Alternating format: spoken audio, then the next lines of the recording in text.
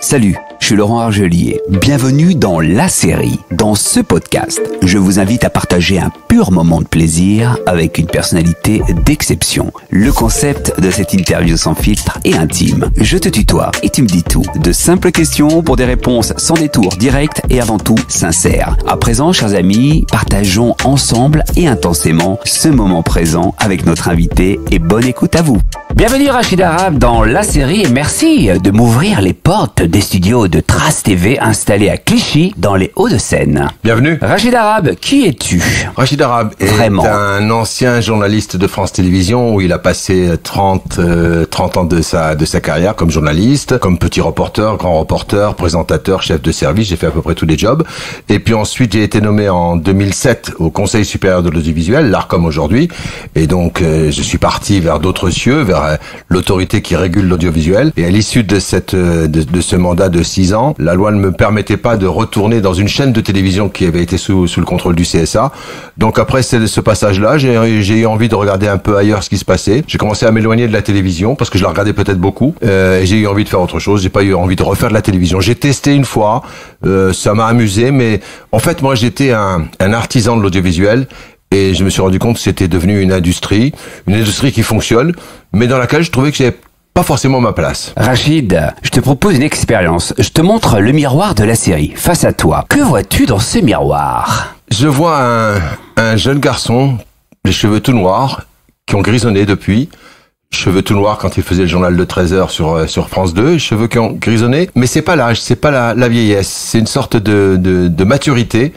Et je me dis, tiens, il ressemble pas mal au jeune mec que je connaissais, mais il s'est pas mal amélioré quand même. Rachid, si tu pouvais remonter le temps et rencontrer l'enfant que tu étais, que lui dirais-tu? Est-ce que je peux t'aider? Est-ce que je peux t'aider à traverser tout ce que tu vas avoir à traverser que tu ne sais pas? Mais en même temps, ça serait pas utile de lui dire parce que moi, quand j'étais petit, personne ne m'a dit ce que j'allais traverser. Et finalement, j'ai eu juste quelques guides, quelques bonnes étoiles autour de moi. Et j'ai fait le chemin. Et aujourd'hui, je me dirais, si je me rencontrais moi jeune, eh ben, tu t'en es pas mal tiré. Et quels étaient ses rêves, au petit Rachid? J'ai eu le rêve, dès l'âge de 6 ans, d'être journaliste. Et tout simplement parce que mon papa rapportait 2 journaux à la maison tous les jours. À l'époque, dans les années 60, c'était Le Monde et France Soir. Mais France Soir de l'époque, où c'était un grand journal de presse écrite qui sortait le matin et l'après-midi. Et derrière mon papa, je lisais tous les journaux. Dès qu'il les avait finis, je les lisais. Et comme j'adorais déjà écrire, c'est de là que je dis très rapidement, on le date très précisément, ma sœur aînée me le dit, c'est à l'âge de 7 ans et quelques que tu as dit, je serai journaliste. Et quelles étaient ses passions? La passion de l'écrit, la passion de la langue française, la passion de la précision de la langue française, tout simplement parce que c'est pas ma langue maternelle. C'est la langue que j'ai apprise en arrivant en France. Moi, je suis né en Algérie, comme tu le sais. Je suis arrivé à 3 ans en parlant ma langue maternelle, qui était le berbère, le kabyle. Et donc, en fait, je me suis retrouvé plongé dans une langue qui n'était pas la mienne. Et ça a été comme découvrir un nouveau continent. Et un continent formidable. Aujourd'hui, je suis très chiant avec les gens qui travaillent avec moi. J'ai une passion pour l'orthographe et la précision, la rigueur de la langue française, qui devient parfois un petit peu envahissante. Mais c'est très important. La langue, c'est le truc qui te permet d'échanger avec l'autre. Et en même temps, ce que j'ai constaté, moi, c'est que ça ne m'a pas fait perdre ma langue maternelle. En gros, je suis bilingue, relativement, assez facilement, et puis je peux penser dans l'une ou dans l'autre alternativement. C'est un confort extraordinaire qu'on devrait tester. Link, aujourd'hui nous allons parler d'un très très joli projet qui s'adresse principalement aux jeunes de 15 à 35 ans qui ont des profils variés sur les réseaux sociaux. Comment Link s'adapte-t-il à ces diversités, mon cher Rachid? Je déteste le mot diversité, je déteste ce mot-là parce que l'humanité est diverse par définition, pardon, hein. Nous sommes tous différents. Tu es Laurent, je suis Rachid. Nous avons en point commun d'être des êtres humains, des bipèdes. La diversité, elle est naturelle. Et en même temps, je dis souvent, la diversité, c'est un thème qui s'adapte plutôt à la faune et à la flore. On dit la diversité des fleurs, des plantes, des oiseaux. La diversité humaine, moi, je la connais pas. Je vois en revanche à quel point chacun apporte quelque chose. On a beaucoup de communs et on a des petites différences qu'il faut faire vivre ensemble. L'IC, c'est l'idée que on a constaté en travaillant sérieusement sur les jeunesses qui vivent autour du bassin méditerranéen au sens très très large.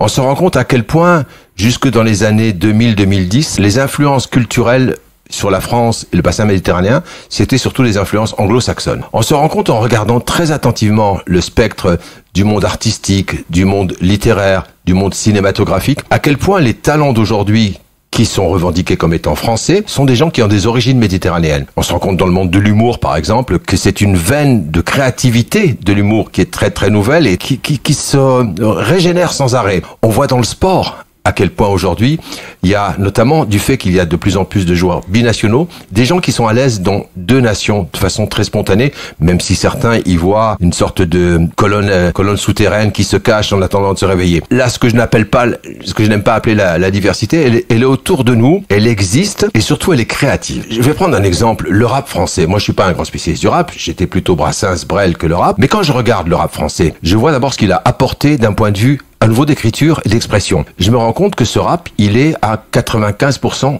d'origine maghrébine. Et c'est pourtant un produit français.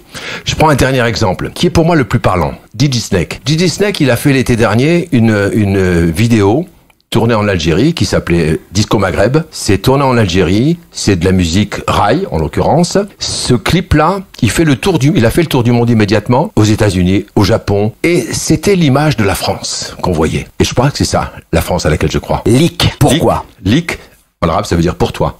La baisse à leak, comment vas-tu toi? C'est tout simplement pour toi, à toi. Pour des contenus qui sont diffusés sur les réseaux sociaux, ça parle immédiatement. Ça a un autre avantage, c'est que on peut y voir, si on n'est pas arabophone, on peut y voir link, le lien, like, aimer. Et puis c'est un mot qui claque.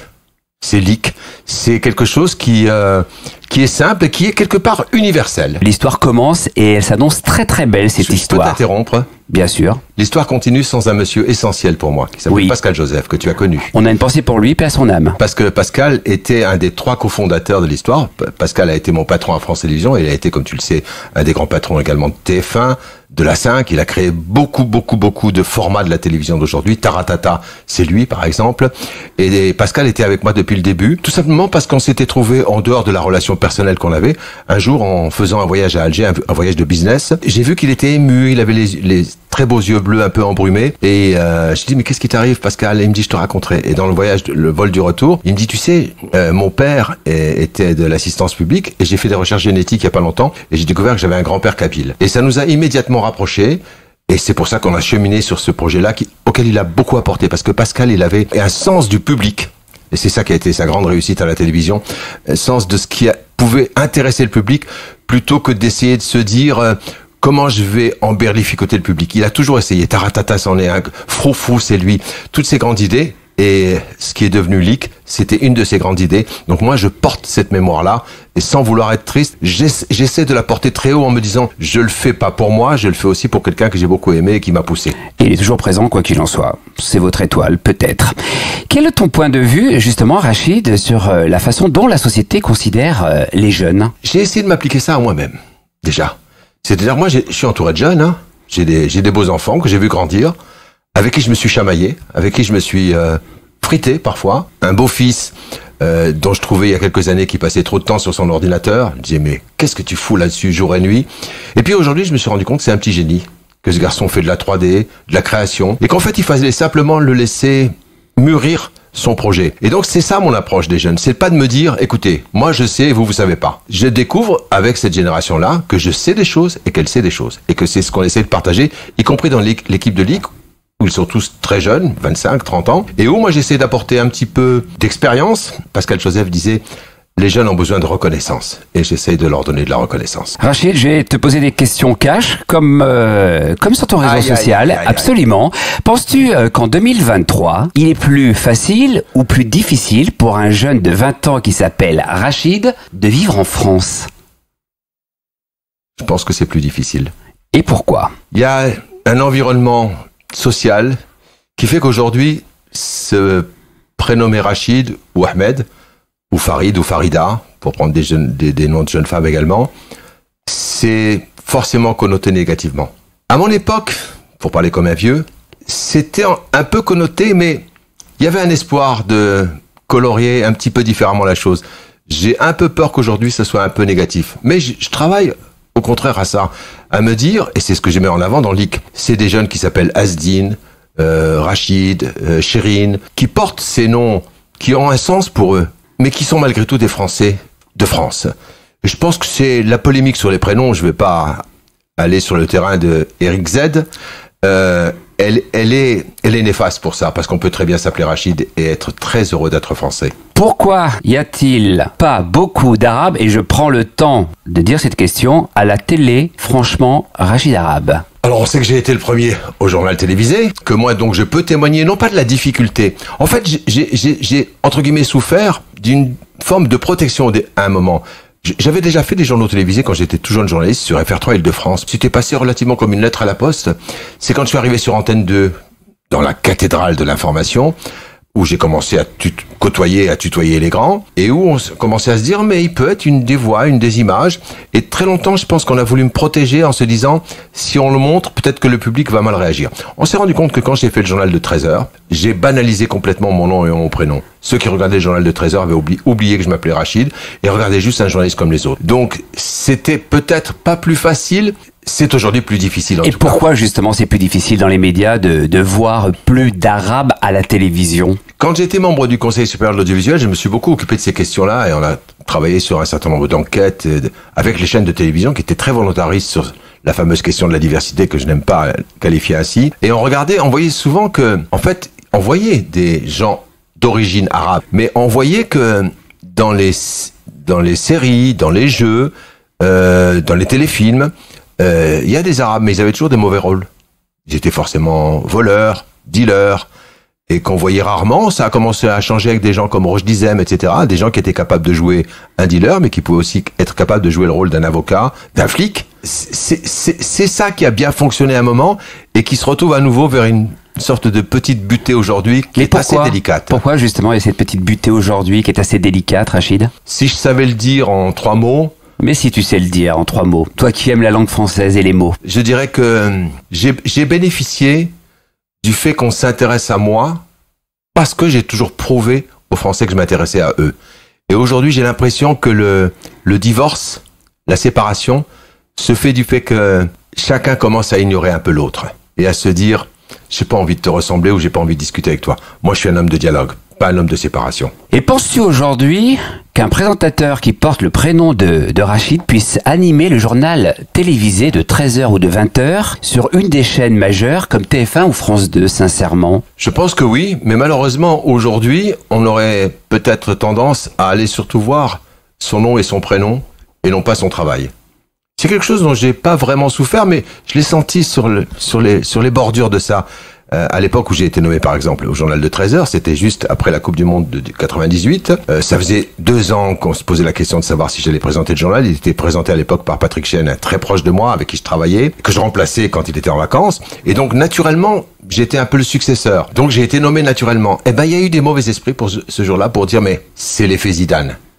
Comme si j'étais pas capable, par le job, le travail que j'avais fait, d'être à la hauteur de présenter un journal télévisé. Donc, je crains qu'aujourd'hui, on focaliserait beaucoup trop sur qui ils sont. Moi, j'ai eu la chance, peut-être par éducation, par réserve, de me présenter comme j'étais, avec mon nom, mon prénom, sans les cacher, avec ma façon de parler le français le plus correctement possible, de m'adresser aux gens d'une façon polie, bien élevée, et surtout, d'être un journaliste qui ne donnait jamais son opinion. Rachid, y a-t-il une question que tu aimerais que l'on te pose et à laquelle tu n'as jamais eu l'occasion de répondre? Ce qui m'a peut-être manqué, c'est que j'ai pas de temps en temps une question bienveillante. Et justement, si je te posais une question bienveillante, ce serait laquelle que tu aimerais que je te pose?